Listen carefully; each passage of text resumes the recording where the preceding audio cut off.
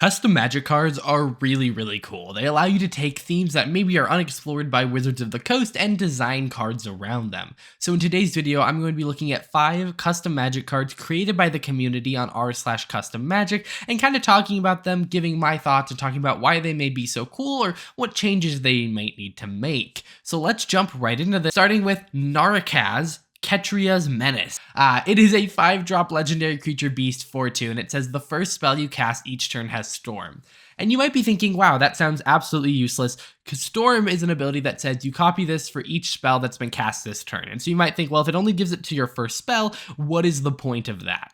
Well, when you consider that it is each spell cast, not each spell cast by you. And what I think is so interesting about this is from a commander perspective, this is essentially a Gruul flash speed deck, which you really don't see. That's typically exclusively reserved for like blue, green, black, not like red, green. And so seeing it in that and doing it in such a way that feels so red, green is really interesting to me and is the perfect example of a great custom magic card. It's a card that doesn't do anything necessarily crazy. It's only one line of text, but it takes an archetype and puts it into a completely new color set using a mechanic that feels accurate to those colors. And I really love this card. Like, it is very awesome. I do think it is sneakily powerful, and I think a lot of commanders like that are even more powerful because people don't necessarily value it. But think about it. You just cast a lightning bolt at the end of someone's turn when they had cast 3 spells. You are now getting 4 lightning bolts for 1 red mana. This seems really good, and I would be really excited to build a deck around it if this became a real magic card.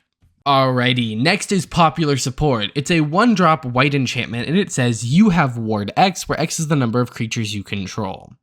Recently, I found myself really liking simpler cards. I feel like in recent times, magic cards have gotten wordier and wordier, and so I have valued really interesting cards that are less words. Similar to the last one, this one is only 1 line, and it is a very interesting one. We really don't see Ward on players, and I think Ward is a very interesting mechanic. Where Hexproof is very uninteractive, Ward is a mechanic that is very flavorful, still feels really good, but also has a little bit of counterplay to it, and so because of that, I really like it. And I think that the idea of giving players Ward is really cool. There's a couple cards in Magic that give players Hexproof, and so it would make sense that there were ones that gave players Ward. What's really weird is, or interesting I should say, is that this is one card dedicated to doing just that. So you kind of have to look like, are there enough cards that care about targeting opponents that this would be worth it? And I actually think it depends a lot on the format you're looking in. If you're looking in a format that has a lot of like targeted discard and, you know, in a more 1v1-y style format, this is really good. But also when you think about something like Commander, right?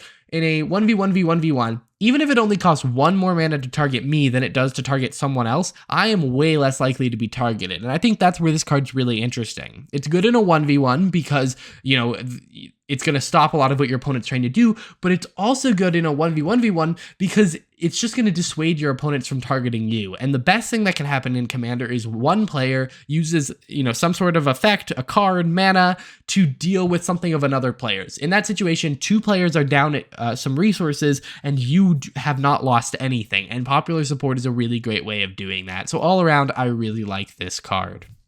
Alrighty, so next we have Staff of Redundancy, another 1-drop, but this one is not 1 sentence. It is a blue instant, and it says, if it's your draw step, draw a card. If it's your main phase, reveal a non-land card from your hand. You may cast that card. If it's your end step, end the turn. So the idea behind this card, and it's meant to be a little jokey, is that it doesn't really do anything. In your draw step, you're drawing a card. In your main phase, you can cast spells, and at your end step, you're ending the turn. But they all sneakily actually do a lot. So its actually least powerful phase is draw step. So for example, it is just a cantrip. It is a worse opt during your draw step.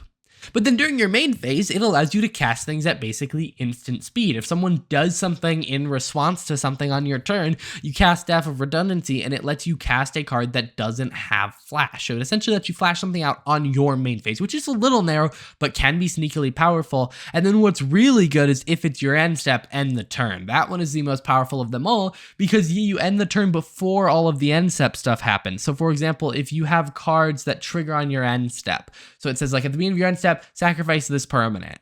Well, you cast Staff of Redundancy, and when that triggers on the stack, you cast it, it gets rid of all the triggers on the stack, and you get to keep that card.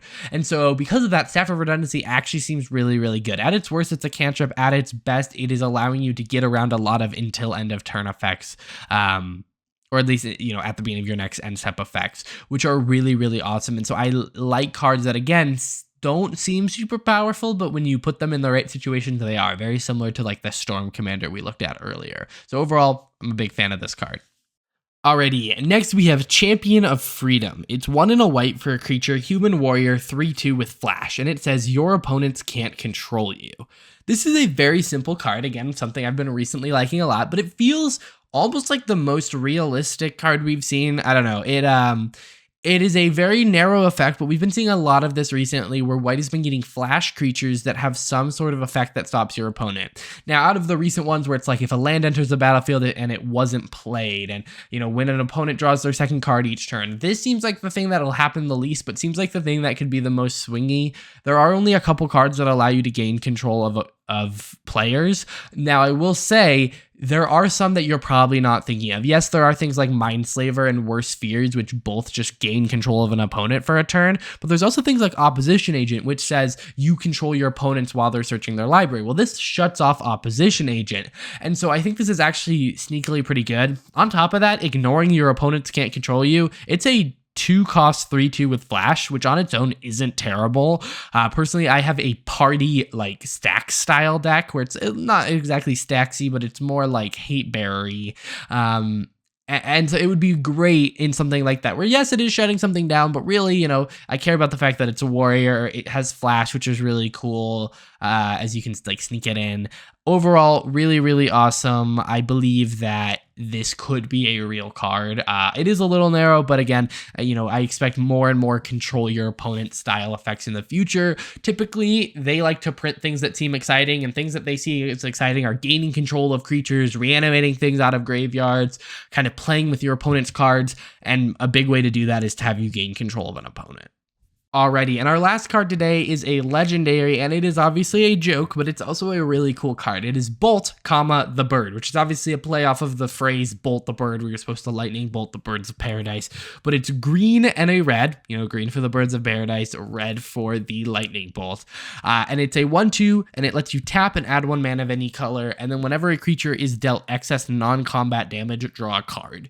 So this is kind of interesting. With the release of, I believe, Kaldheim was the first major time we saw it. Excess damage can be a very, very relevant thing. So, you know, if you have something with 2 toughness and you deal 3 damage to it, you know, you care about that. And that is something we haven't seen a ton of, but recently we've started to see a lot more support of. And I think it's just an interesting mechanic. It's like, it's taking some of the inefficiencies of, you know, red damage spells, and the fact that you're probably paying a little bit extra for some damage that you don't actually need a lot of the time, and turning that into an upside. Now, personally, I'm a big fan of cards that care about the amount of excess damage, because then it's really a matter of efficiency. Like, for example, in this deck, you want to deal 1 extra damage to things than their toughness. That way you're drawing a card. So this probably runs a lot of X spells and things where you can control the damage being dealt. In addition, it is just ramp, which is really awesome. The one thing I'll say that's kind of a flavor fail is that it doesn't have flying, and it in no way does 3 damage, which is a little lame, but overall I think it is pretty interesting in the fact that it is playing off a pawn, but it still somehow creates an interesting commander where you try to maximize the ways you can deal excess combat damage, or non-combat damage, I should say, sorry. And I think because of that, it's a really great custom card. Sometimes there are custom cards that go all in on a joke, and they're not that funny. And sometimes there are cards that are just, you know, mechanically interesting, and I think when you combine them together, you get some of the best cards. Like, this seems like the kind of thing I would see in the next Modern Horizons, and I really appreciate that. So yeah, very, very awesome. Alrighty guys, those are 5 really awesome custom cards from the r/custommagic subreddit. You guys can check out all of the individual posts and go give them an upvote in the description down below. If you want to see more content like this, hit that like button and subscribe. I really love custom Magic cards, and I feel like it's something that doesn't get covered that much on Magic YouTube, and so I really hope to continue doing more videos like this. I will see you guys in the next one. Bye.